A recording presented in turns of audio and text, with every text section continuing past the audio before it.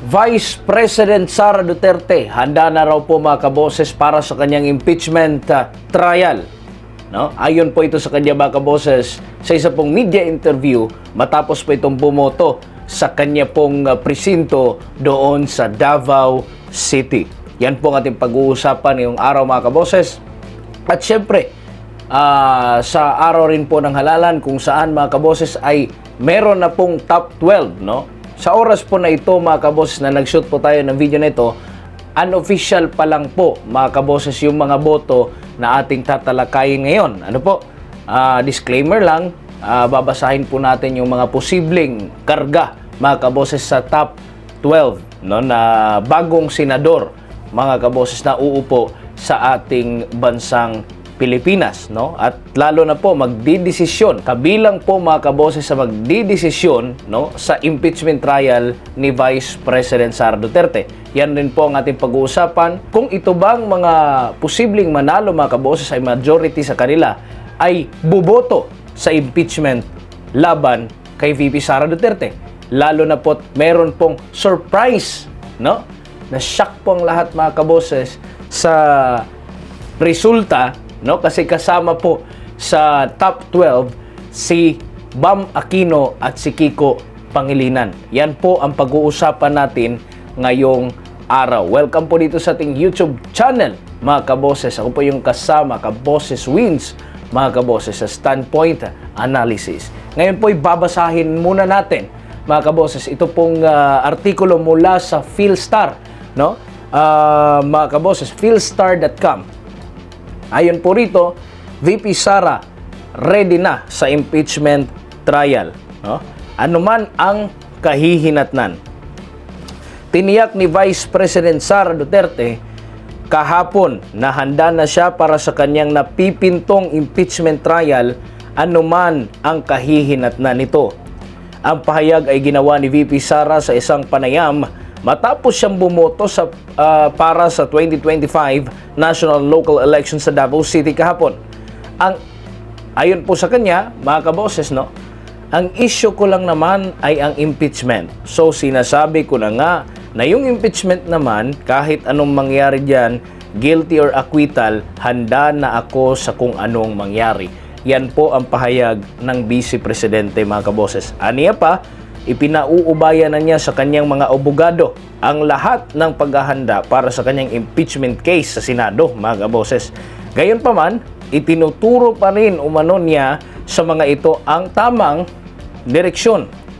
Ina-update, ayon po kay VP Sara, ina-update lang nila ako sa mga challenges na nai-encounter nila sa kanilang paghanda. As much as kaya ko, tinutulungan ko sila at sinasagot ko yung mga tanong nila. And I point them to the right direction kung saan kukunin yung mga documents for preparations para sa impeachment trial. Yan po ang paliwanag niya, mga kaboses. Base sa initial na timetable na inilabas ni Senate President Francis Escudero, itinakda ang tentative na pagsisimula para sa impeachment trial ni VP Sara sa Hulyo 30. Mga kaboses. Now, sino-sino ba itong mga nasa top 12, mga kaboses, no, na bagong halal na mga senador? Unofficial pa po ito, mga kaboses, but sila po yung nangunguna ngayon, no, sa isinagawang botohan, mga kaboses. Tingnan po natin, no, kasi meron po kasing surprise na hindi natin in-expect, o hindi po in-expect ng majority actually. Kasi hindi po sila nakakarga sa mga surveys, mga kaboses. Pero nakita natin na sa final round na pala, mga kaboses, talagang makikita natin na marami pala silang supporters. Ano po? So, reaction po tayo, mga kaboses, no? Sa post po ng isa pong vlogger, no, o writer, mga kaboses, si Kifi Chu o si Crisette Chu, mga kaboses, atin po itong babasahin itong artikulo na kanyang sinulat, mga kaboses, at magbibigay po tayo ng reaksyon dito, no? Sabi po niya dito, Why Bam and Kiko won? Po yung title. Ayun po niya, hindi ko maintindihan bakit hindi maintindihan na marami why Bam and Kiko won. At a time na walang ibang pambato ang anti-Marcos and anti-Duterte segment, They are the symbols of the anti-unity resistance. The kakamping vote has to go somewhere, right? That's a reliable 14 million. Binuhos sa kanila ng kakamping ang votes kasi dalawa lang sila na sure win. And walang ibang kakamping senatorial candidates. Heidi Mendoza fumbled with her views. Look, Espiritu is not palatable to many kakampings. That's it. Plus, BAM was boosted by the INC black vote which has never ever carried him before. No? Mga kaboses, kung matatandaan po ninyo, isa po si Bam Aquino, no, sa inendorso ng Iglesia ni Cristo. Ano po?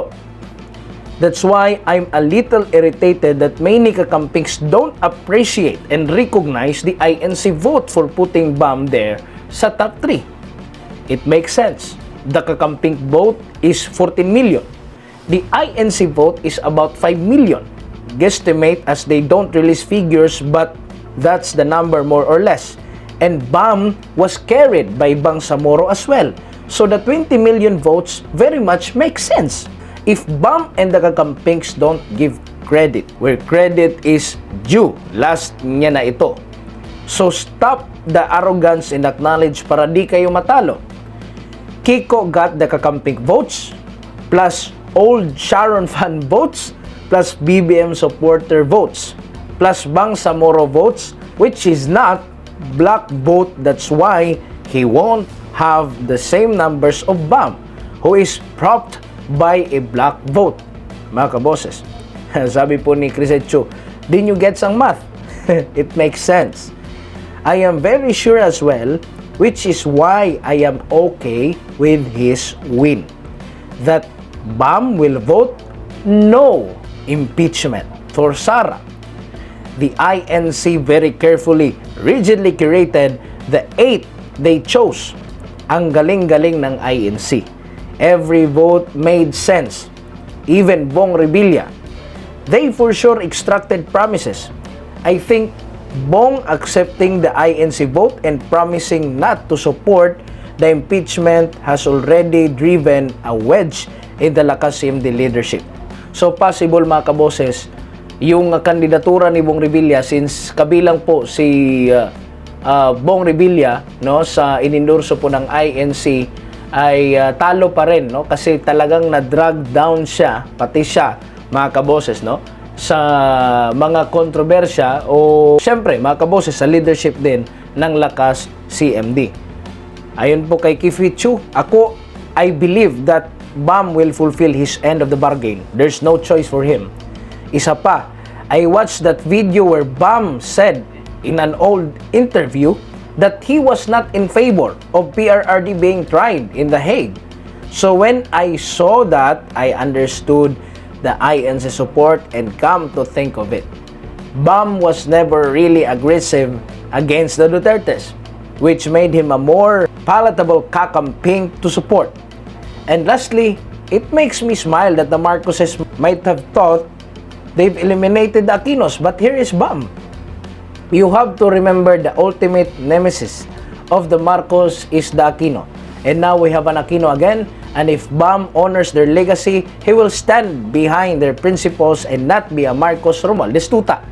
So isa na po yun na mga reason kung bakit posible, no, na hindi magiging hindi susuportahan ni Bam Aquino yung impeachment ni VP Sara Duterte at hindi siya magiging tuta ng Marcos Romualdez, mga kaboses, no? Kiko is, and this is my opinion based on observation now, no, ni Kifi Chu, mga kaboses, the secret BBM candidate. Okay na? The secret BBM candidate. He was being promoted by BBM supporters. So, he will be very pro-Sara impeachment. He will be, along with Risa, the troublemaker in Senate, which is okay, basta wag lang siya magpakatuta kay Romualdez daw. He did not get the INC vote, so he is just number 5. To be honest, I don't think he is even in the number 5. Pasok pero more sa 7 to 12. But as I said, I have my suspicions that he is a BBM candidate as he's been going to events of BBM, his wife Sharon, Cotos, to the Marcoses, and he is being promoted by BBM supporters. All in all, I am contented with the Senate lineup, even when I think some PDP Laban senators should be there. Now, mga kaboses, no? Nakasulat po dito, yung 12 na possible pasok po sa Magic 12, mga kaboses. Unang-una po si Bongo, mga kaboses. Ayon po kay Kificho, forecast lang po niya ito, mga kaboses, na si Bongo ay pro-Sara. Si Bam ay pro-Sara. Si Bato ay pro-Sara kasi kasali po si Bato. Si Tulfo na ikaapat po ngayon ay for impeachment. Si Kiko Pangilinan for impeachment. Base po ito sa forecast ni Kifichu. Ika-anim si Rodante Marcoleta, attorney, pro-Sara. Ping Lacson, ang nakalagay dito, di ko sure. Tito Soto for impeachment. Pia Cayetano, pro-Sara. Camille Villar ay pro-Sara. Lito Lapid, di ko sure. Amy Marcos, pro-Sara. Mga kaboses, no? Yan po yung mga Magic 12 na pwede po maging bagong senador ng ating bayan. So 7 out of 12 is not bad as Sara only needs 9. And we already have Ruben, Mig Zubiri, Alan Peter Cayetano there, senators like Mark Villar, and marami pa who are just looking at how things unfold. There's Joel Villanueva as well, but we can't really say for sure. I am sorry we didn't get all 10, but we also know that kulang sa oras ipakilala ang iba. Lambino, Hinlo, Vic Rodriguez needed to be introduced more. Bondok needed to show he's not just an artista. Epe doesn't have a track record of public service that he could use to convince others. So if he is serious about it, he should work now. Pastor's charges are very serious, so he needs to be able to win his cases ASAP and rerun. It's okay. 2028 is in 3 years. A lot of time to build. And most importantly this, the results show that BBM and Martin no longer have the power they used to have. Yung mga nanalong senator like Tulfo, Soto, Lapid, and Lacson are senators who would have won. Otherwise, as they have their own brand already. They would have won even if they run independent. Hindi na ipanalo ni BBM ang mga senator na manok niya. Yung mga umasa sa power niya to win like Abalos, Tolentino, Pacquiao, Abi Binay. No? Hindi na ipanalo ni BBM mga senator na manok niya. Yung mga umasa sa power niya. In short, nobody who won will fully credit their win to BBM, much less Romualdez. Pero si Sara pulled up her 2 candidates. That's the power of Sara. Tulang yung candidates niya, hindi wildly popular at the beginning, both Amy and Camille Villar. Nag-start sa bottom 15 onwards, pero look, kasama na sa Magic 12. That's the power of Sara. You should not discount. Yan po yung sulat ni Kifichu, mga kaboses, no? Sa forecast niya, 7 out of 12 those chosen senators, mga kaboses, na maglilingkod sa ating bayan ay posibleng hindi boboto sa impeachment ni VP Sara. Lalo na po sa Bam and Kiko po, mga kaboses, mas malakas po ang kutob ng mga DDS supporters na si Bam Aquino po ay hindi boboto for impeachment ni VP Sara Duterte. Pati ako, mga kaboses, no, kampante na ako, no, sa line-up ngayon, no, ng Senado, mga kaboses. And I hope, no, at ayon po kay VP Sara na ready na po siya at alam po natin na kayang-kaya ito. Kayo po, mga kaboses, ano po yung reaksyon ninyo? Komento at inyo pong mga suggestion regarding po sa issue na ating pinag-usapan ngayon, mga kaboses. Comment po kayo sa baba. At paki-like, share at subscribe na lang din po sa ating YouTube channel, mga kaboses. Maraming salamat po. Ako po si Kaboses Wins. God bless po sa inyo lahat and bye-bye.